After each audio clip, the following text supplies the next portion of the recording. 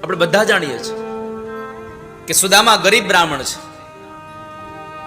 પણ ભાગવતકાર એમ કહે છે સુદામાને ગરીબ કહીને કોઈ ગાળ ન દેતા ક્યારેય. કારણ સુદામા જેવો અમીર માણસ આ જગતમાં ક્યાંય નથી મનસુખભાઈ. સુદામા જેવો ધનવાન માણસ કોઈ નથી આ જગતમાં. એટલા માટે કહું છું, બહુ સમજી વિચારીને વાક્ય બોલી રહ્યો છું. ભલે એની પાસે રહેવા માટે ઝૂંપડું હતું, પહેરવા માટે પૂરા કપડા નહોતા, જમવા માટે જુવાર નહોતી, છતાં પણ આ ધરતી ઉપરનો સૌથી અમીરમાં અમીર માણસ કોઈ હોય તો સુદામા બ્રાહ્મણ હતો. કારણ કે ધનવાનમાં ધનવાન માણસ પણ ભગવાન પાસે માગ્યા વગર રહી નથી શકતો.